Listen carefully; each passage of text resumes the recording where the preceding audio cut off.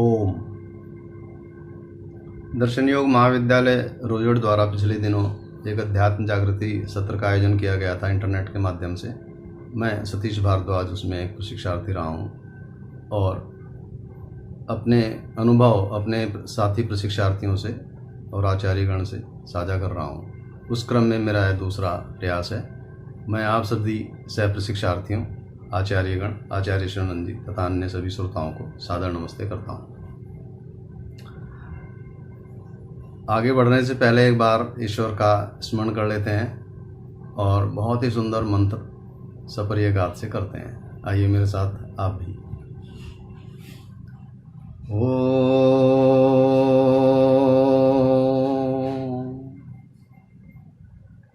सपर्ये गात शुक्रम कायम व्रणम अस्नाविरम शुद्धम पापविद्धम कविर्मनीषी परिभू स्वयंभू याथा तथ्यतो अर्थान व्यद्धात् शाश्वतीभ्यः समाभ्यः।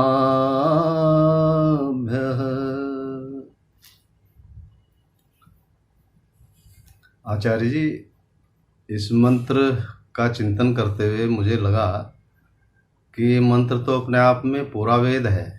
इसमें ईश्वर के 12 गुणों का वर्णन मिलता है, या इतने सारे गुण एक ही मंत्र में कहीं हो, ऐसा मुश्किल से ही मिलता है। मेरे ध्यान में कोई ऐसा दूसरा मंत्र अभी तक तो नहीं है। 12 गुण ईश्वर के, और सारा ही सब कुछ ही बता रहा है। और जैसा आपने बताया था, त्रैतवाद को भी प्रकट कर रहा है। बहुत ही मैंने इससे अभ्यास और चिंतन किया और ईश्वर में रम जाता था बस इस मंत्र को पढ़ के। शाश्वती भय समाभ्य कवि मनीषी परिभू। प्रशिक्षार्थी साथियों, सत्र में हमने बहुत कुछ सीखा और पिछले मेरे अनुभव से थोड़ा सा संदर्भ कर लेते हैं। मैं ईश्वर से अपनी प्रार्थनाएं कर रहा था और उदायुषा स्वायुषा उदास्थान मेरे को बहुत भा रहा था और मैं ईश्वर के सानिध्य में, उनके ध्यान में यही सब अपने प्रार्थना, जैसे आचार्य ने बताया था ना, ध्यान करने के बाद अपनी प्रार्थना भी लगानी है, तो प्रार्थनाएं में पूरी डटकर लगा रहा था। आपको मैंने सारा वर्णन किया है। और उदास धाम के मैं करीब पहुंच गया, ऐसा मुझे अनुभव होने लगा। और 28 तारीख तक के अनुभव मैं आपको सुना चुका और सत्र समाप्ति की ओर बढ़ रहा है। मुझे लगा मेरी स्थिति काफ़ी अच्छी हो गई है और कुछ समझ में आ नहीं रहा मेरे को क्या ऐसा ये होने लगा। मुझे लगा कि बहुत सारे गुण मुझ में भर गए हैं और मैं बहुत अच्छी स्थिति में हूँ और मैं बहुत प्रसन्न भी रहने लगा हूँ। तो कैसे इसका जात करूं किसी से, ये मन में विचार आने लगे। थोड़ा संशय बनने लगा, ये बना आया और उसको दूर करने का प्रयास कैसे करूं, ये चिंतन मेरा मन में आया। तो 29 तारीख को मैंने अपने ध्यान करने के बाद में विचार आया मुझे कि आचार्य जो हैं, वरिष्ठ आचार्य, उनसे बात कर लेता हूँ। तो मैंने फ़ोन लगाया स्वामी ब्रह्मविदानंद जी को सबसे पहले और उनसे बात की 15-20 मिनट। तो निष्कर्ष ये निकला कि आपकी स्थिति अच्छी है और ऐसे तो आमने सामने या साथ रहकर ही पता लगता है ज़्यादा तो। और मैंने फिर भी, आचार्य जी आप क्या कहेंगे स्वामी जी, कुछ तो आइडिया मुझे होना चाहिए। कि बस यही कह सकता हूँ कि आपकी काफ़ी अच्छी स्थिति आप में पहुँच गए हैं, अगर जैसा आप बता रहे हैं ऐसा है तो। और उन्होंने एक सुझाव भी दिया कि आप स्वामी विवेकानंद जी से भी बात कर लो, वो भी उनकी स्थिति काफ़ी अच्छी है, ऐसा बताते रहते हैं। उनका मार्गदर्शन से आपको कुछ और पता लगेगा। शाम को मैंने फिर स्वामी विवेकानंद जी को ही फ़ोन लगाया। उन्होंने भी लगभग यही बातें की और आगे अभ्यास जारी रखने के लिए कहा कि आप तेज़ी से आगे बढ़ जाएंगे, ऐसा उन्होंने मुझे कहा।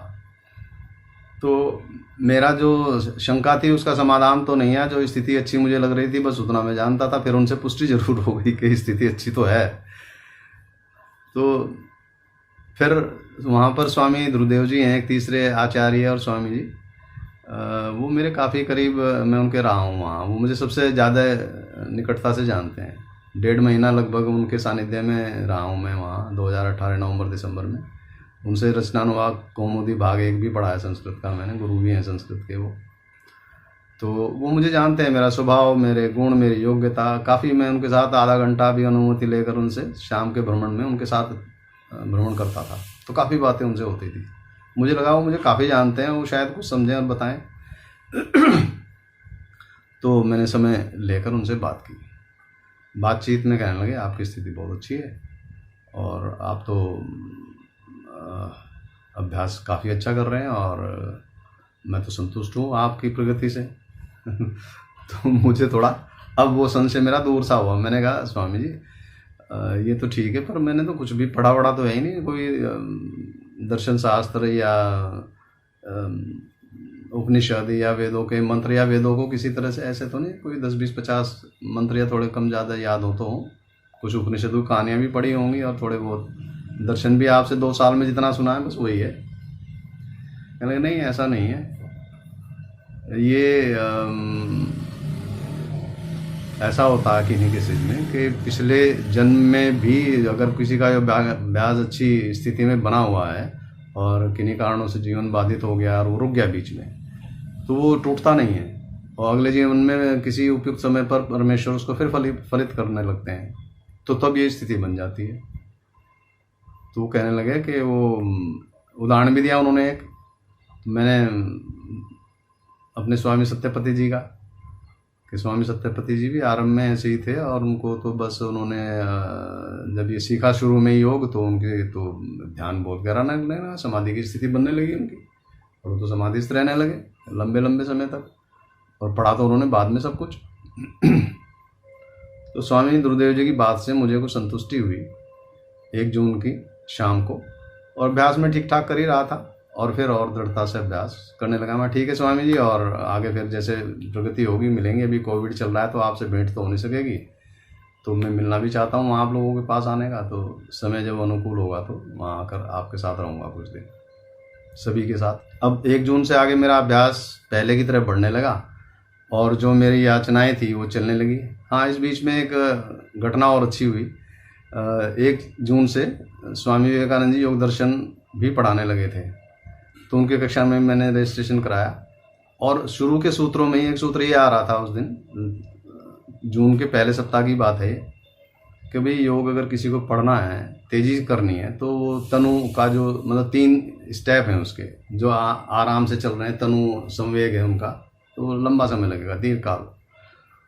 फिर कहने लगे अगर किसी को और जल्दी करना है तो संवेग बढ़ाना पड़ेगा, उसको मध्य संवेग तक जाना पड़ेगा। आगे व्याख्या करते हुए कहने लगे कि किसी को बहुत ही जल्दी है कि नहीं बस अब कुछ नहीं चाहिए, तो बस यही करना है, तो अधिमात्र संवेग उसको उन्होंने कहा। और अधिमात्र का मतलब पूरी अभ्यास में बढ़ाकर और एकाग्र होकर अभ्यास को करना और बस उसी में रहना, डटे रहना, यानी वो अधिमात्र वाला और उससे सबसे जल्दी कर सकता है योगाभ्यास की सिद्धि। अब ये आचार्य स्वामी लोग अपना गुरु तो होते ही हैं।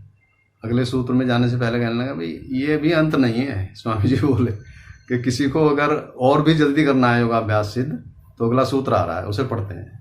तो उसमें ईश्वर प्राणिधान की बात हुई कि ईश्वर प्राणिधान को सिद्ध करने से योग और तेजी से सिद्ध होगा। तो अधिमात्र प्लस ईश्वर प्राणिधान, ये 2 सूत्र मेरे हाथ आए उनके उस वचन से। और अधिमात्र शायद मैं कर ही रहा था और कुछ कमी हो रही होगी तो उसको भी मैंने कहा देख लेता हूँ, और ईश्वर प्राणिधान मैंने उनसे लिया और इस पर जोर लगा दिया पूरा। आप देख जान सुन रहे हैं, आपके बिना तो कुछ है ही नहीं और सब आप ही हैं सपरिय का, तो छुपा कुछ आपसे है ही नहीं। तो मैं उनके बिल्कुल समीप रहने लगा, ऐसा मेरा भाव बन गया इन बातों को सुन के स्वामी विवेकानंद जी की। और मैंने 1-2 दिन बाद उनका वो चैनल मतलब ये योग दर्शन की कक्षा भी बंद कर दी, इतना मैं एकाग्र हो गया। मैंने कहा तो मेरी उसमें होंगी, बाद में देख लूँगा इनको, पूरा एकाग्र हो गया। और वो मैं पहले ही अपने व्हाट्सएप वगैरह छोड़ चुका था, पिछली वीडियो में मैं आपको बता चुका था, तो पूरा एकाग्र हो गया मैं जून के प्रथम सप्ताह में। 6 जून तक आते आते स्थिति ये हो गई कि ध्यान में जैसे ही बैठता और एकदम गहरे ध्यान में पहुंच जाता और बस ईश्वर और मैं और चिंतन की बातें तरह तरह से अलग अलग ढंग से आने लगी, नए नए विचार। और मैं 1 घंटा 2 घंटा 3 घंटा बैठा रहता और चलने लगा ऐसे ही, और मुझे कोई कष्ट भी नहीं होता था बैठने में। 3 घंटे बैठा। बीच में 1-2 बार कभी ऐसा भी हुआ उस दिन ध्यान थोड़ा कम भी लगा, तो ईश्वर से प्रार्थना की मैंने, ईश्वर परमेश्वर, मैं ये याचना रखता हूँ आपसे कि बस आपका संग और आपसे मेरा सानिध्य ये ढीला ना पड़े किसी भी तरह से, ऐसी कृपा मुझ पर बनाए रखिए, मैं प्रयास में कोई कमी छोड़ूंगा नहीं। तो ऐसा मैंने अनुरोध किया और फिर अगले समय में इतना बढ़िया ध्यान लगा, तो मुझे लगा कि भाई सुनते हैं ईश्वर, जैसे कह रहे वैसे ही प्रत्यक्ष होने लगा मुझे। स्वामी गुरुदेव जी ने बताया कि पिछले जन्म के फलित की प्राप्तियां जो थी, उपलब्धि, वो फलित होने से इस जन्म में और वो बढ़ने लगती यात्रा। तो मैं थोड़ा चिंतन इस पर भी किया आचार्य जी कि मुझ में ऐसा क्या रहा होगा पहले जन्म में, और मेरे फिर 70 साल में भी क्या रहा होगा। तो ये मैं काफ़ी इसमें समय लगाया, कई दिन लगते रहे मेरे 70 वर्ष की यात्रा में। तो लंबा हो जाएगा विषय, उसमें थोड़ा संक्षेप में कहना चाहूँगा 2-3 बातें। जान बल उत्साह देकर हमारी रक्षा करते हैं। तो जान बल उत्साह से मेरा जीवन चला, ये मैं पहले भी कहा, मैं संतुष्ट रहा हूँ अपने जीवन से। परोपकार शायद नहीं किया मैंने, मुझे ऐसा लगा। तो मुझे हमारे पड़ोस में एक रहते हैं बुजुर्ग, 85 वर्षीय, चिंता मणि जी उनका नाम है, और मैं उन्हें स्नेह से कहता हूँ, मैंने चिंता हटा देता हूँ, मैं मणि जी, आप खाली मणि हैं। और वो वास्तव में जैसा उनका नाम है वैसे उनके गुण भी हैं, चिंतन मणि है वो वैदिक तो नहीं है। और उनको ये अफसोस बहुत है, मेरे से बातें करने के बाद मुझे लगता रहता है कि वो वेद नहीं जान पाए, ये कष्ट उन्हें है, वेदों का तात्पर्य। वो कुछ नाथ संप्रदाय वाले हैं। तो ऐसी बातचीत चलती रहती थी, मैं उनके साथ बैठता था बस, केवल अपनी कॉलोनी में एक ही व्यक्ति वो हैं जिनके साथ मैं बात कर लेता था, और किसी के साथ बात नहीं करता था, नहीं बैठता था ऐसा विशेष। तो वो मुझे जानने समझने लगे। तो मैंने उनसे कहा, मैंने कहा वैसे तो मणि जी मेरा जीवन बहुत अच्छा रहा है, और परोपकार का वो काम मैं कभी किया नहीं है। ऐसा मुझे लगता है कि लोग बहुत परोपकार करते हैं, पैसा वैसा भी खर्च करते हैं गरीबों के लिए, स्कूल खुलवा दिए, ये सब चलता रहता है आदि आदि। मुझसे नहीं हो सका है कभी भी, और उतना खैर खुला पैसा भी नहीं था, अमीर तो नहीं थे उस दृष्टिकोण से, लेकिन थोड़ा बहुत तो कर सकता था, वो भी शायद कर नहीं पाया। ये मुझे थोड़ा अफसोस रहता है मणि जी। तो वो बोले मुझसे, भारद्वाज जी आपने तो सारी उम्र परोपकार किया है। नहीं जी, वो कैसे? कहने लगे, आप जिस कुर्सी पे बैठे थे और वहाँ बैठ के आपने सब अपने ग्राहकों के साथ, जो भी उस बैंक की ब्रांच में जहाँ आप थे आता था, उसका काम आप करवाने का कितनी तत्परता रखते थे, थोड़ा अपना चिंतन कीजिए। तो वही तो परोपकार है।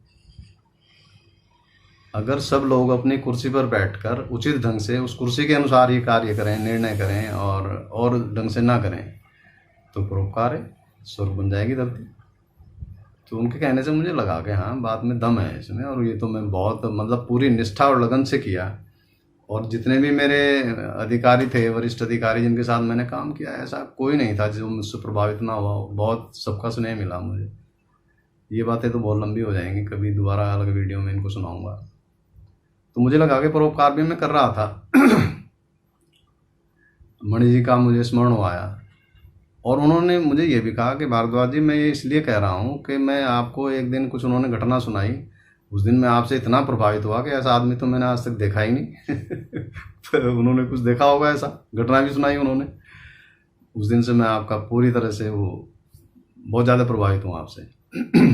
और बहुत सम्मान करते हैं मेरा, बड़े होने के बाद भी, और तदनुसार मैं भी, बुजुर्ग हैं वो। तो ये जान बल उत्साह देकर हमारी रक्षा करते हैं, ये चिंतन मेरा चल रहा था। जान बल उत्साह देकर रक्षा करते हैं। तो प्रशिक्षार्थी साथियों, इसमें थोड़ा सा मैं आपसे भी शेयर करना चाहता हूँ। बल तो ज़्यादा शेर, हाथी, गैंडा और भैंसे आदि में है, मनुष्य में हो नहीं सकता। तो कौन से बल की बात हो रही है, रक्षा कर रहे हैं। तो ये समझ में आया कि आत्मबल, मनुष्य के पास जो बल है वो आत्मबल है, वो सबको उस आत्मबल से, उस जान से सबको कंट्रोल में कर लेता है। और उत्साह उनमें तो होता नहीं, खा पी लिया अपना कर लिया। यहाँ उत्साह है परमेश्वर से मिल रहा होता है, जाने भी और अनजाने भी, तो कितना काम कर डालता है मनुष्य। आप देखिए चारों तरफ 1% में कितना निर्माण किया, 99% तो ईश्वर का है, ये हमने जाना था। 1% में कहाँ से कहाँ दुनिया ईश्वर की सृष्टि में मनुष्य की सृष्टि भी चल रही है साथ साथ, है ना। अद्भुत जान, बल, उत्साह। और मैं 70 साल में मैं आपसे बता चुका हूँ कि आते आते मैं सोचता था तो कहानी ख़त्म होने के किनारे पे आ गई, अब क्या कर सकूँगा। बस लगभग सब जान रखने के बाद भी निरुत्साही था। वो ईश्वरमुखी जी का मैंने क्या उस दिन 2 मिनट का वीडियो सुना, और वो 85 वर्ष में किस तरह बोल रही थी, मैं दंग रह गया और मेरी तो तंद्रा टूट गई तभी। मैंने कहा मैं तो अभी 70 वर्ष का ही हूँ आचार्य जी, और मेरे में तो अभी बहुत समय बचा होगा शायद, ऐसा मैंने अनुमान किया तभी। और स्वस्थ भी हूँ थोड़ा, ऐसा कोई बीमारी इतनी घातक नहीं है। तो लगा के प्रेरणा बन गई वो ईश्वरमुखी जी मेरी, और मैं उस जो स्थिति मेरी उससे उसी दिन उसी समय बाहर आ गया। नहीं अब ये नहीं चलेगा भाई, 70 साल का हो गया हूँ। तो जान, बल, उत्साह का कमाल ये मैंने प्रत्यक्ष किया आचार्य जी।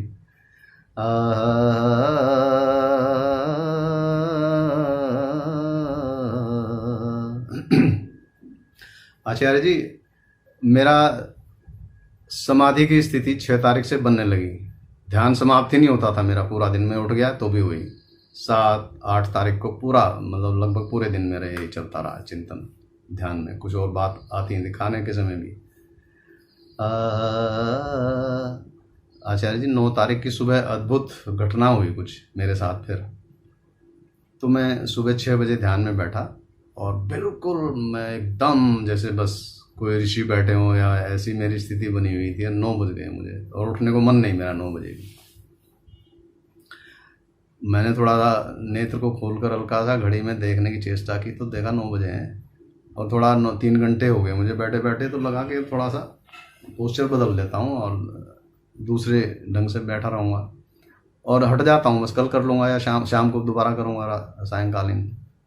ऐसे मन से 9 बजे में आसन अपना बदल दिया और बिस्तर पर जहाँ आसन मैं बैठ करता हूँ उस जगह से उठकर दूसरी साइड में आ गया, जहाँ आराम करने की व्यवस्था है, तकिए वगैरह रखे हैं। और बस मेरा चिंतन समाप्त ही नहीं हुआ ईश्वर से, और तरह तरह के वो सब विचार, ये सारी दुनिया, ब्रह्मांड क्या, ये सब जो आपने सिखाया वो सारा नक्शा मेरे दिमाग में घूमने लगा एक के बाद एक 9 तारीख की सुबह। और सब ईश्वरी है, कस्से सिद्ध नो, लालच मत कर, माग्रत है। वो सारे मंत्र जो आपने सिखाए थे एक के बाद एक तेजी से मेरे दिमाग में घूमने लगे और मेरी आंखों से आंसू भी टपकने लगे। और मैं थोड़ा सा रिलैक्स होने के दृष्टिकोण से लेट गया बिस्तर पर, सीधा हो गया। ये कोई मैं ऐसा 40 मिनट या 45 मिनट के लगभग लेटा रहा। 10 बज गए और ये सब चलता रहा, मेरी बंद थी मेरी आंखें। अचानक मुझे शरीर में आवेग सा होने लगा और मैं जैसे बहुत उत्साह और मतलब मेरे अंदर वेग होने लगा उत्साह का, और मैं कुछ एकदम चमत्कार हो गया हो जैसे मेरे अंदर कुछ ऐसा मुझे हुआ। और मैंने तुरंत आवाज़ लगाई, जो मेरा बेटा और पुत्र वधू रहते हैं उनको, तो दोनों दौड़े दौड़ आए और देख कर मुझे कहने लगे इन्हें कि क्या हो गया। मतलब आंसू भी थे आँख में और कुछ शरीर का भी भाव सहम से गए कुछ। मैंने कहा डरो मत, मैं ठीक हूँ, मेरी बातें सुनो। आचार्य जी मैंने उनको फिर जो भी मेरे दिमाग में उस समय चल रहा था वही बातें उनको रिपीट करनी शुरू कर दी। और वो मुख्य रूप से त्रैत्ववाद, ईश्वर और मैं क्या कौन हूँ और ये प्रकृति क्या है, शायद वो पार्थक्यता और इस प्रकृति को छोड़ना और ईश्वर को प्राप्त करना, जो स्वामी ब्रह्मविदानंद जी ने बताया था, उन सब की उपलब्धि की स्थिति मेरी बन रही होगी। और वो मैंने उन्हें सब बताया। और बेटे से कहा मैंने कि मैं तुम्हारा पिता नहीं हूँ। तो वो पहली बार उसने सेंटेंस सुना, क्यों नहीं हूँ।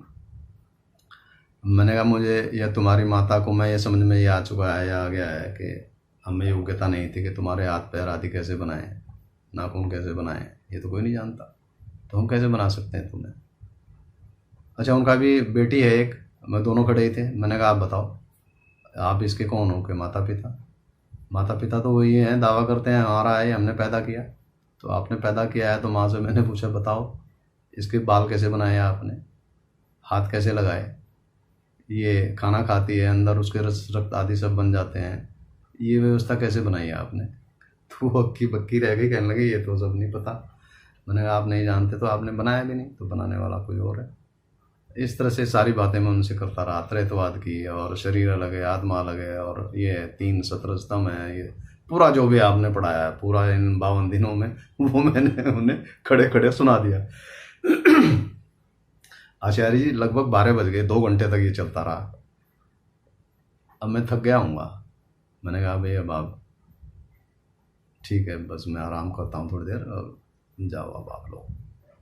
तो पुत्रवधू बोली पापा आपका तो नाश्ता रखा है 9 बजे से, आपने खाया ही नहीं।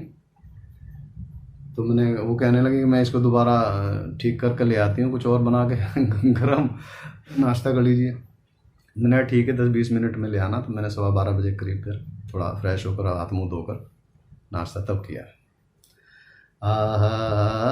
आचार्य जी अब ये यात्रा मेरी बस इस तरह से स्थित हो गई स्वरूप में मेरी, और वो टूटती नहीं थी समाधि। मैंने आपसे व्हाट्सएप के मैसेज में बताया कि स्वामी जी आचार्य जी सुबह बाथरूम में जाता हूँ, ईश्वर का स्मरण करता हूँ, तो वहीं कुछ एक मिनटों में ही या बिस्तर से उतरते उतरते बाथरूम तक जाते ही मान लो पहला मंत्र पढ़ा प्रातः अग्नि आदि, तो एकदम ध्यान लग जाता है, आंखें नम हो जाती हैं, और बस मुझे पता लग जाता है कि अब मैं ईश्वर की स्थिति में पहुंच गया हूँ। थोड़ा शरीर में भी थोड़ा मतलब कुछ सेंसेशन होती है, और आंखों में थोड़ी नमी आ जाती है, आंसू भी कई बार आ जाता, कई बार नहीं भी आता, पर मुझे आभास हो जाता है कि मैं ईश्वर में स्थित हूँ इस समय। और मेरा सारा अंदर का सारा बोलना बात करना ये सब ढंग बदल जाते हैं। फिर मैं जैसे रिजर्व रहता हूँ, बोलता कम हूँ, वो समाप्त हो जाता है। ये लगता है कि सारा दिन बस ईश्वर के गुण गाता रहूँ, भजन गुनगुनाता रहूँ, कोई सुनने वाला नहीं है तो अपने से ही बस गाता रहूँ। इस तरह की स्थिति मेरी 9 तारीख से आगे लगातार बनी हुई है। आज प्रशिक्षार्थी साथियों 27 तारीख है जब मैं ये वीडियो बना रहा हूँ। तो मेरा ध्यान की स्थिति इस तरह, समाधि की स्थिति या जो भी आचार्यगण जाने वो बनी रहती है, और मैं इसी में रहता हूँ, और ध्यान बहुत अच्छा मेरा लगता है।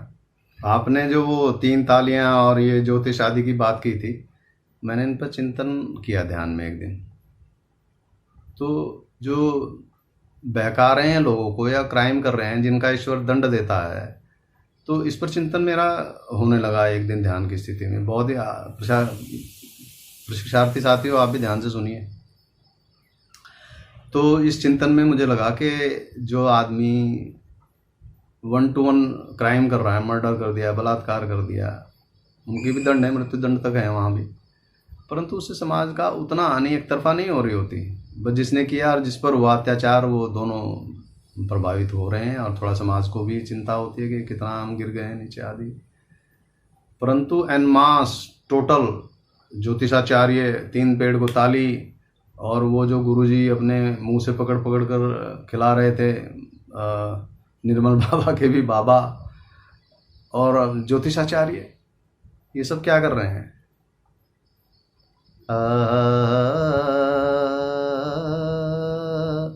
एक भजन याद आ गया आचार्य जी, उसकी पंक्ति से ये स्पष्ट होगा। ये भजन मैंने वानप्रस्थ आश्रम में सुना था ब्रह्मचारी प्रशांत शर्मा जी से, बहुत अच्छा गाते हैं। उनका अब चैनल भी चल रहा है, तो उस पर ये भजन पूरा सुन सकते हैं। मैं तो कुछ एक लाइन ही बस कहना चाहता हूँ। नादान इंसान बदियां ना कर, बुरा फल मिलेगा तू पापों से डर। तो आचार्य जी पाप कौन कर रहा है, ये इस पर चिंतन होने लगा। तो ये छोटे पाप वाले तो मुझे नहीं लगे कि इतना पाप इनका भयंकर है, वो इंडिविजुअल उसको दंड एक उसका क्राइम का मिल जाएगा, जो भी जितना भी मिलेगा भयंकर भी होगा। यहाँ भी मृत्यु दंड मिल जाता है। तो ज्योतिषाचार्य गण 3 तालियों से रोग ठीक करने वाले, सभी मुरादें पूरी करने वाले, चमत्कार को नमस्कार वाले भाई साहब आदि, कोई वास्तु के गुण बता रहे हैं, कोई कुछ बता रहे हैं, कोई राशियां गिनवा रहे हैं, कोई रेखाएं दिखा रहे हैं। आप सभी तो न्याय नहीं कर रहे हैं।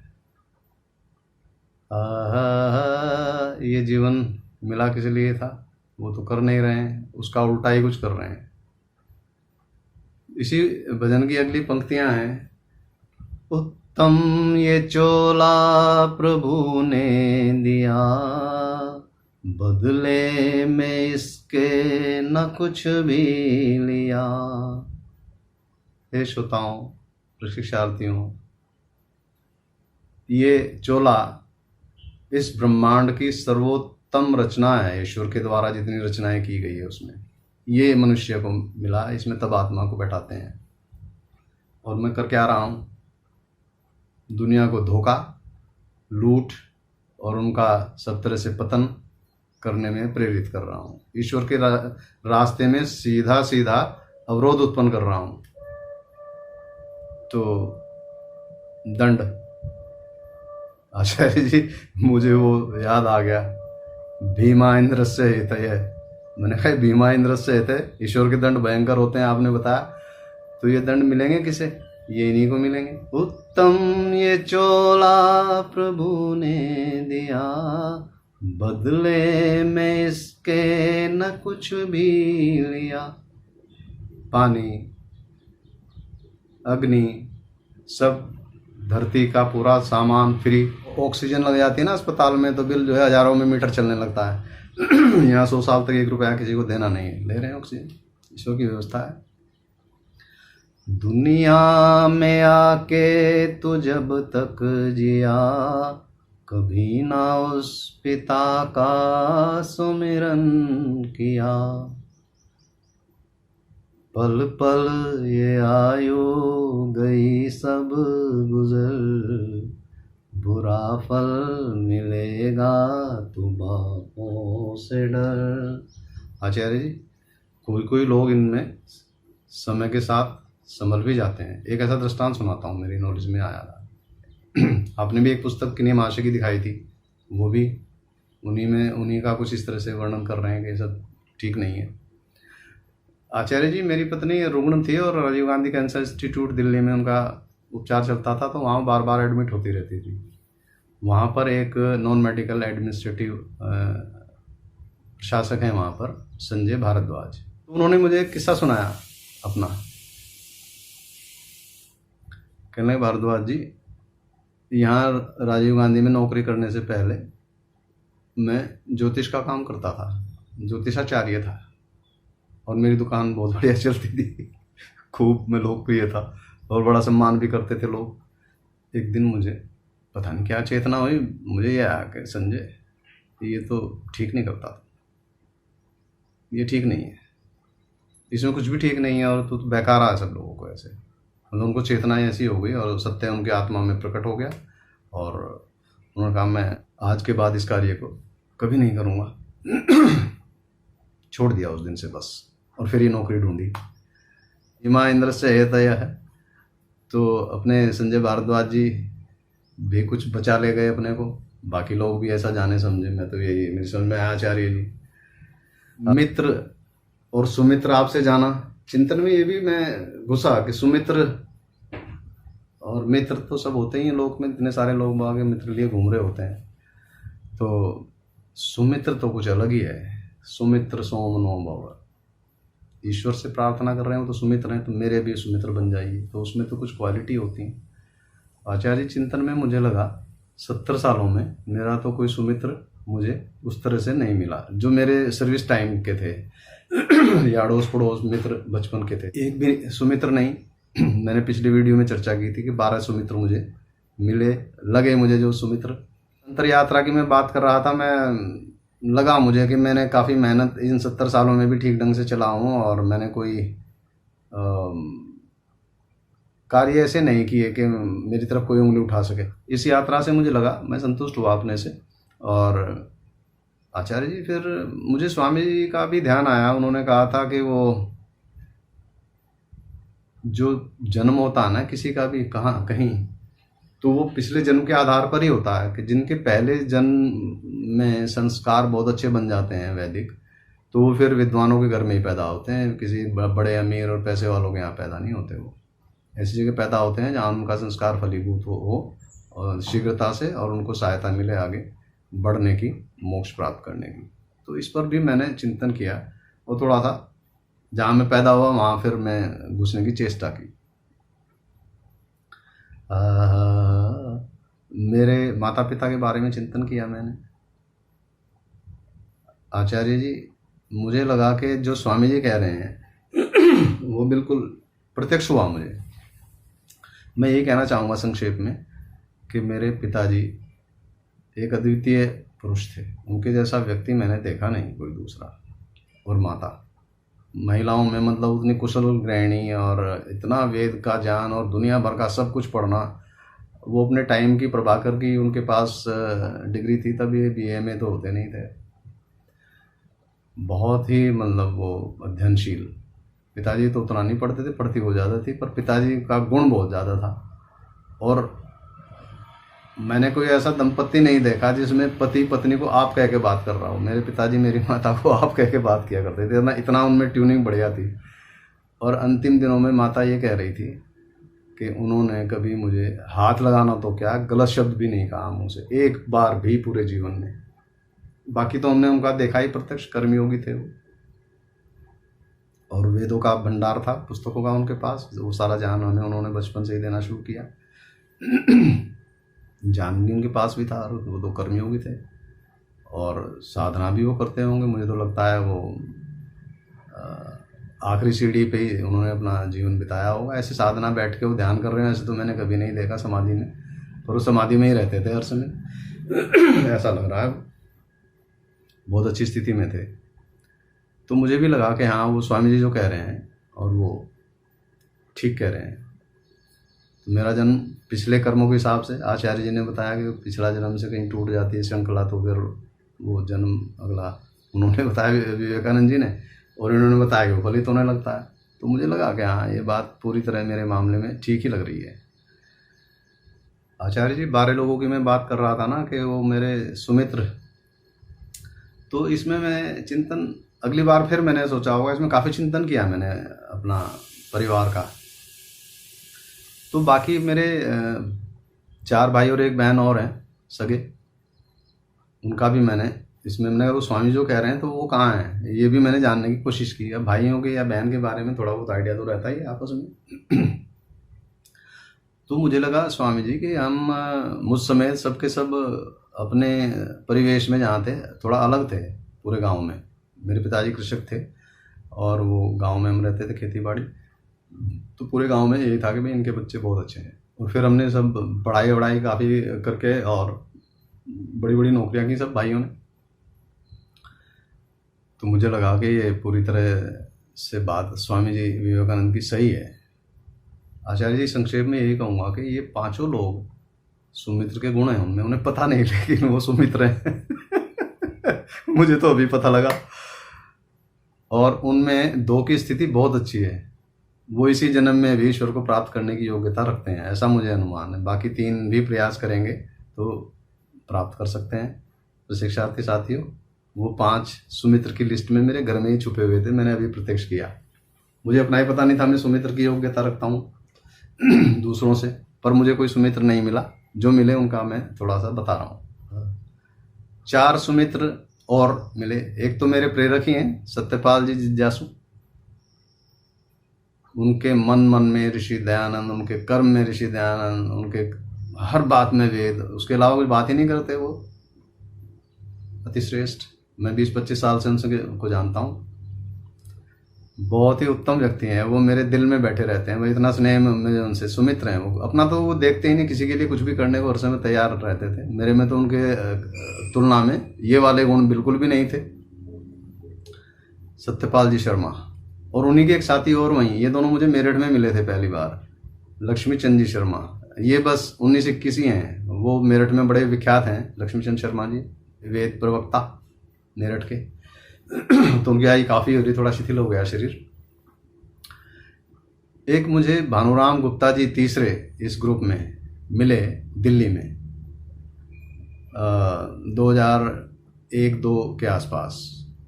हम फिर साथ ही रहते थे वहाँ पर दिल्ली में। उनके रोम रोम में, नस नस में महर्षि दयानंद। वो उसके अलावा कुछ बात ही नहीं करते किसी से। उनके महर्षिदान के मंतव्य के विरुद्ध कोई कुछ भी करे आर्य समाजी, वो उसको सहन ही नहीं करते, उसको तुरंत वहीं कहेंगे नहीं ये गलत है, ये मेरी सहमति नहीं है इसमें। ऐसे लोग कहाँ हैं, सब कंप्रोमाइज़ कर रहे होते हैं। भानुराम गुप्ता जी, आपकी याद आ रही है कभी ये वीडियो सुनो तो आपको भी सादर नमस्ते। आपसे मैं कितना प्रभावित हूँ ये मैं ही जानता हूँ, मैं आपसे कहता भी रहता था। प्रशिक्षार्थी साथियों, एक चौथा नाम बड़ा महत्वपूर्ण है, वो काफ़ी लोकप्रिय भी हैं, उन्हें लोक में बहुत लोग जानते हैं, मैं तो उन्हें भी जानने लगा बस 5-4 साल से ही। वो रिटायर्ड प्रोफेसर हैं दिल्ली यूनिवर्सिटी के और हिंदी के, और अंतर्राष्ट्रीय कवि भी वो कहते हैं अपने आप को, कवि सम्मेलनों में भाग लेते रहते हैं। नाम है सारस्वत मोहन मनीषी। वो पौराणिक घर में पैदा हुए और बस उनमें कोई चेतना जागी होगी तो वैदिक हो गए और महर्षि दयानंद के परम भक्त। लेकिन मनीषी जी आपके बारे में बात कर रहा हूँ वो भी इतनी योग्यता रखते हैं कि वो इसी जन्म में कुछ भी कर सकते हैं, ऐसा मेरा आकलन है उनके बारे में, परंतु अभी वो रास्ते पर ही नहीं है। मनीषी जी आप सुन रहे हो तो भी ऐषणाएँ बची हुई हैं आपकी ऐसा मैंने प्रत्यक्ष किया अपने साधना में आपको साथ लेकर। जो आप कर रहे हो कविताएं लिखना, तुकबंदी वाली आदि, वो कहाँ, बहुत आपकी योग्यता के अनुरूप कार्य नहीं है। आपको तो कुछ और करना है और आप ईश्वर की प्राप्ति के एकदम सुयोग्य पात्र हैं, ऐसा मैंने इस चिंतन में जाना। तो मैंने 4 लोगों की चर्चा की, 5 और 4 9। तो सुमित्र मनीषी जी को भी नमस्ते करता हूँ। 2 लोग और रह गए, इनके साथ नहीं रहा मैं कभी, इनमें से एक तो मुझे शिविर में साथ रही, उन्हें भी काफ़ी लोग जानते हैं, कंचन आर्या। कंचन आर्या जी अति श्रेष्ठ लगी मुझे, उनका शरीर रुग्ण है और वो ईश्वर के प्रति कितनी श्रद्धा रखती हैं। वानप्रस्थ आश्रम में एक शिविर में मेरे साथ रही वो, उससे पहले चित्तेश्वरन जी के साथ देहरादून में शिविर किया था, वहाँ भी होती, 2 शिविर में साथ रही वो मेरे, तो पहचानती हैं मुझे। वहाँ योग शिक्षक का शिविर हमने अटेंड किया था, उसमें वो साथ थी। तो योग प्रशिक्षक के शिविर में जब परीक्षा हुई तो मैंने सोचा ये तो रुग्ण है और ये यहाँ इसमें प्रशिक्षण में कैसे ये सब योगाभ्यास वगैरह भी करा रहे थे कैसे करेंगी। परंतु जब परिणाम घोषित हुआ और उन्होंने टॉप किया, और टॉप भी ऐसे नहीं किया, वो आचार्य उनका नंबर ही नहीं काट पाए, कहीं 1 नंबर कहीं काटा होगा, 100 में से 99 नंबर थे उनके। मैंने सतपाल जी ने पास किया था वो परीक्षा।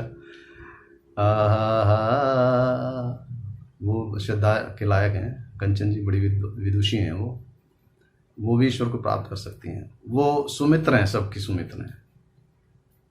और मैं रोजड़ वानप्रस्थ आश्रम के ऑफिस में बैठा हुआ था, तो वहाँ ब्रह्मचारी महोदय, मैं नहीं जानता था कौन है, ब्रह्मचारी हैं बस, ये तो जानकारी थी उनके वेश से लगता था तो अपना फ़ोन जमा कराया उन्होंने, मेरा फ़ोन जमा कर लीजिए। क्यों? जो वहाँ ऑफिस में होते हैं उनके कर्मचारी, कि बस मैं कल से मोहन पे रहूँगा और अब मैं ज़िंदगी भर इसको वापस नहीं लूँगा आपसे, आज और अभी दे रहा हूँ और कभी फ़ोन को हाथ नहीं लगाऊँगा मैं और वो हमारे प्रेरक सत्यपाल जी दोनों बैठे हुए थे। मैं सत्यपाल जी, ये आदमी तो बड़ा अद्भुत है, ब्रह्मचारी, और कमाल है इसके भीष्म संकल्प का, मैं तो मन ही मन इसका मुरीद हो गया हूँ। ये कौन है, इसके बारे में जानते हैं थोड़ा? तो खैर वो शर्मा जी तो लागू हैं हमारे पूरे, उन्होंने उनसे टाइम वाइम लेके अगले दिन की व्यवस्था की, कहने परसों से तो मैं मौन में बैठ जाऊँगा, कल मिल लेते हैं थोड़ी देर आपसे। बैठे तो उन्होंने अपने हिसाब से शर्मा जी ने बात की, तो वहाँ उन्होंने एक शब्द का प्रयोग किया उस ब्रह्मचारी जी ने। वो दोनों बात कर रहे थे, मैं सुन रहा था उनकी बातें। उन्होंने कहा बातों में कुछ ज्ञान की, नॉलेज की जो आती है वेदों को पढ़ने से, तो उसमें एक शब्द विवेक ख्याति है।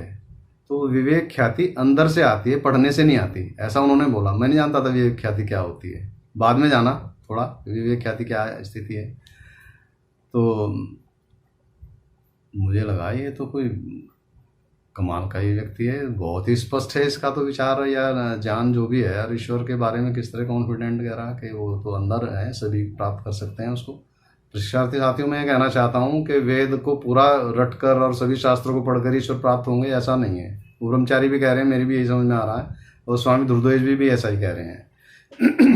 बस कुछ बेसिक आपको पता होना चाहिए, वो बहुत सरल है इसी जीवन में। फिर वो वीडियो भी मुझे याद आ गया उनका, स्वामी सत्यपति जी का, कि इसी जीवन में ईश्वर को प्राप्त करना और अन्य को करवाना ये लक्ष्य होना चाहिए हर व्यक्ति का। पहले भी मैं उनसे मिला, उनके कमरे में भी जाके मिला हूँ मैं, तब भी उन्होंने यही बात कही थी। वो सर के ऊपर से उतर गई 2018 में। बाद में भी महाशिविरों में सभी में वो दर्शन देने आते थे, तब भी यही कहते थे, सबको ईश्वर प्राप्त करना और करवाना। ये दिमाग में तो उस वीडियो से घुस गई उस दिन के। बस अब तो ये लक्ष्य बन ही रहा है जो 31 तारीख को देखा था, और मुझे लगा ये तो साक्षात पवित्र आत्मा है, एकदम जीवन मुक्त स्वामी जी हमारे सत्यपति जी।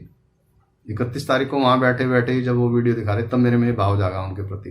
मैंने जो कह रहे हैं सही कह रहे हैं, ईश्वर को प्राप्त करना ही उचित है और इसी जीवन में हो सकता है। ये तो मैंने उन्हीं से जाना, मतलब उनकी वाणी से जाना, प्रत्यक्ष अब होने लगा मुझे कि इस जीवन में कर सकते हैं। ये भी प्रत्यक्ष होने लगा कि जब वो कह रहे हैं कि इसी जीवन में कर सकते हैं तो सब कर सकते हैं।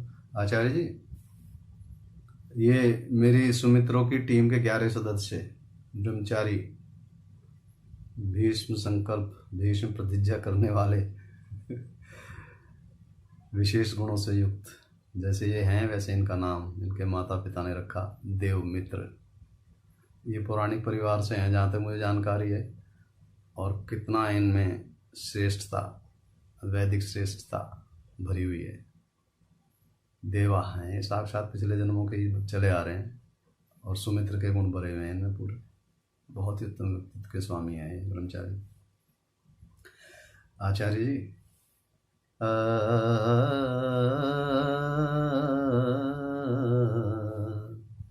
मेरी टीम के अंतिम 12वें सदस्य भी मुझे रोजड़ में मिले आईटी शिविर में जून 2019 में। आचार्य जी, इस अंतर यात्रा में मैंने जो अपने बारे में सोचा, बहुत सारे विचार आए तरह तरह से, जैसे मैं बता ही रहा हूँ। तो मुझ में क्या नहीं कर पाया मैं इन वर्षों में, और क्या करना चाहिए था मुझे। एक आदर्श आर्य युवक कैसा हो, ऐसे मैंने कुछ अपने विचार बनाए। प्रशिक्षार्थी साथियों, बस संक्षेप में यही कहना चाहता हूँ, जो मेरे इन विचारों में फिट बैठा वो मुझे साक्षात्कार हो गया उसका वहाँ। ये है राजेश भागवत जी। राजेश भागवत ये पुणे में रहते हैं, ये बीटेक हैं, आईटी इंजीनियर हैं, उत्तम शिक्षा प्राप्त हैं। इनकी पत्नी भी डॉक्टर है आयुर्वेदिक, और वो अपना चिकित्सालय चलाती हैं, पुणे में रहते हैं लोग। वहाँ हमको 7 दिन एक ही कमरे में रहने का अवसर प्राप्त हुआ, तो थोड़ा समझने का मौका मिला एक दूसरे को। बस संक्षेप में यही कहना चाहता हूँ कि राजेश भागवत वो युवक हैं जो एक भारतीय को होना चाहिए, कितना भी पढ़े लिखे। देखिए ना, बीटेक हैं, और उनके रोम रोम में महर्षि दयानंद, उनके रोम रोम में वेद, उनके रोम रोम में श्रेष्ठताएँ जो एक व्यक्ति में हो सकती है। वो मेरे पास, मेरे आग्रह पर यहाँ दिल्ली उन्होंने आना था, तो मेरे पास रुके 2 रात। तो मैंने विशेष आग्रह उनसे रखा, तो फ़ोन किया वहीं से, चाचा जी मैं आ रहा हूँ। चाचा जी कहते हैं मुझे, आयु तो कम है उनकी। तो मैंने अपने बच्चों से कहा, मैंने कहा भाई मैं रहूँ या ना रहूँ कर, पर ये वो व्यक्ति हैं जो मेरे सपनों में एक आदर्श व्यक्ति है, हो सकता है राजेश भागवत। इनसे संपर्क बनाए रखना, ये तुम्हें साथ लेके चलेंगे तो तुम्हारी भी नैया पार हो जाएगी। प्रशिक्षार्थी साथियों, ये राजेश भागवत में क्या नहीं है, बस ये मैं बयान नहीं कर सकता उनके गुणों को।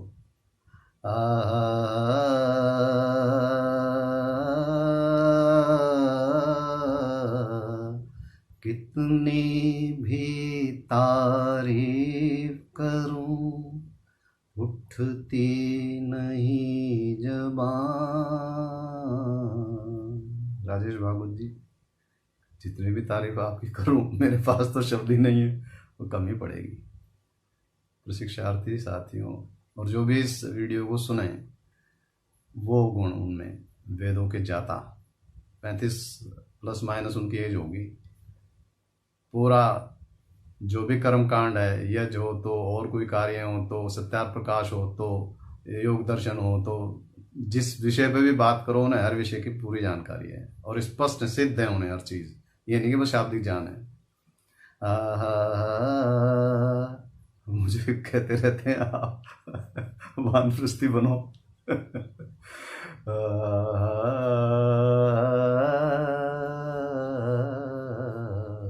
आचार्य जी, मेरी 12 सदस्यों की टीम पूरी हुई और इसमें नंबर 1 पर राजेश भागवत जी हैं। मैं तो चाहता हूँ कि ऐसा हर कोई हो भारतीय, जो हिंदू हो, जो आर्य हो, और बाकी भी सब उनके जैसे बने। आर्यों से श्रेष्ठ तो कोई है ही नहीं।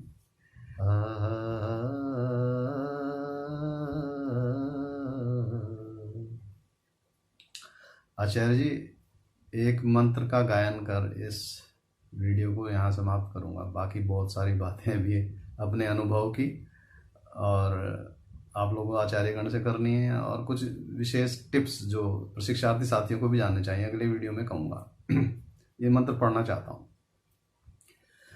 यदंग दाशु से त्वम् अग्ने भद्रं